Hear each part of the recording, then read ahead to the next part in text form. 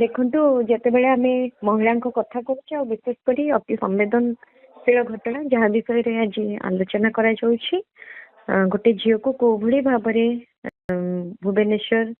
ଆମ ରାଜଧାନୀ ଆଉ ସବୁଠୁ ବଡ଼ ହେଲା ଟୁରିଷ୍ଟ ପ୍ଲେସ୍ରେ ଆମେ ଯେତେବେଳେ ଏଭଳି ଅଭାବନୀୟ ଘଟଣା ଦେଖୁଛେ ଯେତେ ନିନ୍ଦା କଲେ ବି ଯୋଉମାନେ ଏସବୁ କାଣ୍ଡ ଘଟଉଛନ୍ତି ସେମାନଙ୍କୁ ତାହା କମ୍ ଅଧିକରୁ ଅଧିକ ଶାସ୍ତି ଏମାନଙ୍କୁ ଦରକାର କଠୋର କାର୍ଯ୍ୟାନୁଷ୍ଠାନ ଦରକାର ଆଉ ସବୁଠୁ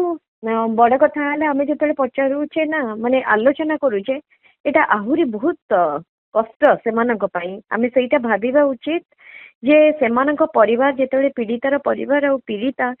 ଏସବୁକୁ ଭାବିଥାନ୍ତି ଆଉ ଚିନ୍ତା କରିଥାନ୍ତି ସେମାନେ କୋଉଭଳି କୋଉ ପରିସ୍ଥିତି ଦେଇକି ଯାଇଥାନ୍ତି ତେଣୁ ଗଣମାଧ୍ୟମ ହିସାବରେ ଏବଂ ମୁଁ ଯେତେବେଳେ ମହିଳାଙ୍କ ଏବଂ ଶିଶୁଙ୍କ ପାଇଁ କାମ କରୁଛି ଅଧିକାର କର୍ମୀ ହିସାବରେ ଆମେ ସମସ୍ତେ ସଚେତନ ସଜାଗ ରହିବା ଦରକାର ଏବଂ এইଭଳି ଯୋଉ ଘଟଣା ଘଟୁଛି ସରକାର ଆସୁଛନ୍ତି ବିଗତ 26 ବର୍ଷ ଭିତରେ ମଧ୍ୟ ଏଇଭଳି ଘଟଣା ମାନ ଆମେ ଦେଖୁଥିଲେ ଏବେ ମଧ୍ୟ ପରିବର୍ତ୍ତନ ପରେ ମଧ୍ୟ ଏଇ ଘଟଣା ମାନ ବଢୁଛି କିଛି କମୁନି ତେଣୁ ଏଥିରେ କୋଉପରି ଭାବରେ ରୋକ ଲାଗିବ ଏବଂ ଉଚିତ ଦଣ୍ଡ ବିଧାନ ଏବଂ ଶୀଘ୍ର ତ୍ୱରିତ କାର୍ଯ୍ୟାନୁଷ୍ଠାନ ଏବଂ ତ୍ୱରିତ ଦଣ୍ଡ ବିଧାନ ମଧ୍ୟ ଆମର ଫାଷ୍ଟ ଟ୍ରାକ୍ କୋର୍ଟର ଯୋଉଭଳି ଆବଶ୍ୟକତା ରହିଛି ସେଥିପ୍ରତି ଧ୍ୟାନ ଦେବାକୁ ପଡ଼ିବ ବହୁତ ଗୁଡ଼େ ଜିନିଷ ରହିଛି ତାକୁ ଆମକୁ ଇଏ କରିବାକୁ ପଡ଼ିବ ଯେ କୋଉଭଳି ଭାବରେ ଝିଅମାନେ ସୁରକ୍ଷିତ ଭାବରେ ରହିବେ ଏବଂ ତା ସାଙ୍ଗରେ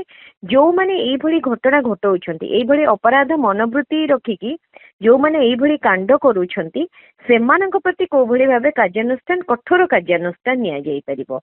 କାରଣ ଆମେ କହିଲେ ଗୋଟେ ପୁରୁଷ ବନ୍ଧୁକ ସାମ୍ନାରେ ଥାନାଠୁ 1 କିଲୋମିଟର ଦୂରରେ ତାଙ୍କୁ ମାଡ଼ ମାରିବା ପୁଣି ତାଙ୍କ ସୁନା ଚେନ୍ ଛୁଡେଇକି ନେଇଯିବା ଏଇସବୁ ଯୋଉମାନେ କରିକି ଏଭଳିଆ ଦୁଷ୍କର୍ମ ଘଟଣା ଘଟଉଛନ୍ତି କଣ କହିବେ ମ୍ୟାଡାମ? ଦୁଷ୍କର୍ମ ଘଟଣାକୁ ମୁଁ ଯେମିତି କହିଲି ଆପଣଙ୍କୁ ଯେତେ ନିନ୍ଦା କଲେ କମ୍ ଏମାନଙ୍କ ପାଇଁ ଯେତେ ଶୀଘ୍ର ଯେତେ ମାନେ ଜୋରରେ ଏମାନଙ୍କୁ ଶାସ୍ତି ହେଇପାରିବ ଦୃଢ କାର୍ଯ୍ୟାନୁଷ୍ଠାନ ଏବଂ ବହୁତ କଠୋର ଶାସ୍ତି ଏମାନଙ୍କୁ ଦବା ଦରକାର ଯାହାଦ୍ୱାରା ଅନ୍ୟମାନେ ଏଇଭଳି କିଛି କାଣ୍ଡ କରିବା ପୂର୍ବରୁ 4 ଥର ଭାବିବେ ଚିନ୍ତା କରିବେ ଯେ ଏଇଟା ଗୋଟିଏ ବଡ଼ ଅପରାଧ ବୋଲି ଆଉ ସବୁଠୁ ବଡ଼ କଥା ହେଲା ଟୁରିଷ୍ଟ ପ୍ଲେସ୍ରେ ଏଇଟା ଆଜି ଘଟଣା ନୁହେଁ ଯେମିତିକି ଆମେ ଦେଖିଲେ ବିଗତ ଦିନରେ ଗୋପାଳପୁରର ଘଟଣା ହେଇଛି ଅନେକ ଜାଗାରେ ମଧ୍ୟ ହଉଛି ଆଉ ଅନେକ ଜାଗାରେ ମଧ୍ୟ ଆପଣ ଦେଖିବେ ଏଇଭଳି ଘଟଣା ଚପିକି ରହିଯାଉଛି ମାନେ ଅସଦାଚରଣର ଶିକାର ହଉଛନ୍ତି ସେମାନେ କିନ୍ତୁ ଆସୁନାହାନ୍ତି ସେମାନେ ଭୟରେ ମଧ୍ୟ ଆଗକୁ ଲୋକଲଜ୍ଜା ହଉ କିମ୍ବା ସମାଜର ଯୋଉ ଗୋଟେ ରହିଛି ଆମର ଏଇଟା ଆମେ ଆସିକି କମ୍ପ୍ଲେନଟା ଦବୁ ବୋଲି ସେମାନେ ପାଟି ମଧ୍ୟ ଫିଟଉନାହାନ୍ତି ଅନେକ ଜାଗାରେ ଅସଦାଚରଣକୁ ସହିକି ସେମାନେ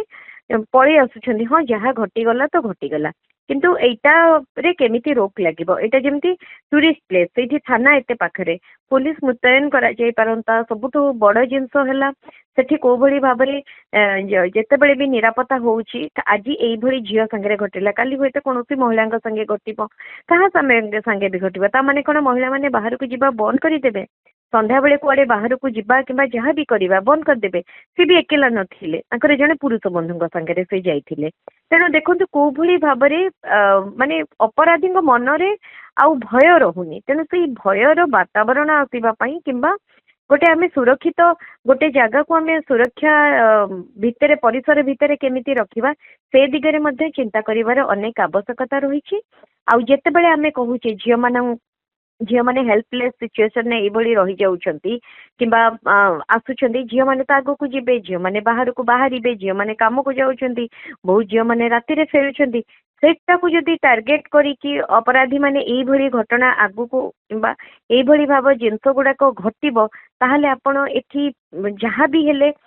କୋଉଭଳି ଭାବେ ସରକାର ସଚେତନ ହେବେ ସେ ଦିଗରେ ମଧ୍ୟ ଆନ୍ତରିକତା ସମସ୍ତଙ୍କର ରହିବା ଦରକାର ଆଉ ଯିଏ ସରକାରରେ ଥାଆନ୍ତି ସେମାନଙ୍କର ମହିଳା ସୁରକ୍ଷା ହଉ କିମ୍ବା ଏଇଭଳି କିଛି ଘଟଣା ଆସିଲେ କୋଉଭଳି ଭାବେ ଟୁରିଷ୍ଟ ପ୍ଲେସ୍ ଗୁଡ଼ିକ ଆହୁରି ସୁରକ୍ଷିତ ଯୋଉ କଡ଼ା ଜୋନ୍ ଭିତରେ ସେମାନଙ୍କୁ ଅଣାଯାଇପାରିବ ଏବଂ ସୁରକ୍ଷାର ବଳୟ ଆହୁରି ବଢ଼ାଯାଇପାରିବ ସେ ଦିଗରେ ମଧ୍ୟ ଚିନ୍ତା କରିବାର ଆବଶ୍ୟକତା ରହିଛି। ହଁ ମ୍ୟାଡାମ ଯୋଉ ପୋଲିସ ଗୋଟେ ଯୋଉ ସମ୍ବେଦନଶୀଳ ମାମଲା ସମ୍ବେଦନଶୀଳ ଯୋଉ ରହୁଛି ପୋଲିସ ଯେତିକି କାର୍ଯ୍ୟାନୁଷ୍ଠାନ ନେବା କଥା ନଉନାହିଁ ବୋଲି ଗୋଟେ ଅଭିଯୋଗ ହଉଛି କଣ କହିବେ? ଶୁଣନ୍ତୁ ଏଇ କ୍ଷେତ୍ରର କଥା ତ ମୁଁ କହିପାରିବି ନାହିଁ ଅନେକ କିନ୍ତୁ କ୍ଷେତ୍ରରେ ଆମେ ଦେଖିଛେ ଯେ ବହୁତ ଜାଗାରେ ପୁଲିସର ମଧ୍ୟ ଆନ୍ତରିକତା ରହେନି କିନ୍ତୁ ସେଇଟା ଅନୁଚିତ ସେଇଟା ଭୁଲ ଜିନିଷ କାରଣ ସେମାନେ ମୁଁ ଯେମିତିକି ଆଗରୁ ବହୁତ ଆଗରୁ କହିଛି କି ଆପଣମାନଙ୍କୁ ଯେତେବେଳେ ଟ୍ରେନିଂ ଦିଆଯାଏ ପୁଲିସ ମାନଙ୍କୁ ଯାହା ବି ସେମାନଙ୍କ ଇଏରେ କରାଯାଇଥାଏ ସେମାନେ କେତେ ସମ୍ବେଦନଶୀଳ ହେଇପାରିବେ ସବୁ ଘଟଣା ଗୁଡ଼ିକୁ ନେଇକି ତା ଉପରେ ट्रेनिंग दि जाए आ बेसिकली से फील्ड रे केमती वुमेन रिलेटेड केस विक्टिम आसो जिते आपण पाखु छोट छुआ आसो जिते से माने केते सेंसिटिव हेबे सेटा 100 माने 100 गुणा केमती बढ़ी जिवो एवं सेटा केमिति देखेबे से सरकार ट्रेनिंग देतांती जदि कौन क्षेत्र में यही अवहेला होची एवं आमे अनेक उदाहरण देखीचे कोठी पुलिस एफआईआर नहीं ग्रहण करेनी कोठी विक्टिम को बहुत माने कदर्य व्यवहार करा जाए थाना रे ए सबू जदि जेते बेले भी होची सेही मध्य सरकार कार्यानुष्ठान नबा दरकार कारण जेते बेले बहुत आगुरु मु बहुत थर मध्य कहिची जे जेते बेले महिलाटी क्षेत्र रे हो किंबा झियो मान क्षेत्र रे हो किंबा शिशु क्षेत्र रे हो एभली घटना किसी आसते से सांगे सांगे आगे पुलिस पाखु जाइछन्ती बेले ता परिवार गोटे सपोर्ट पाई तेने से जदि सपोर्टटा न मिलिबो ताले एभली आपण विक्टिम रो माने मानसिक स्तर रे से आहुरी डाउन हे जिवो एवं जो माने अपराध करूछन्ती तांकर मध्य आहुरी साहस आसबो तेनु एभली जदि कोठी होउछि एटा तो अनुचित एवं एभली भाबरे जदि किछि अभियोग आसुछि किंबा किए भी एको नहीं कि कर सरकार निश्चित भाव में दृढ़ कार्यानुष्ठान एवं उचित माने कार्यानुष्ठान निया दरकार संपृक्त ऑफिसर को विरुद्ध रे।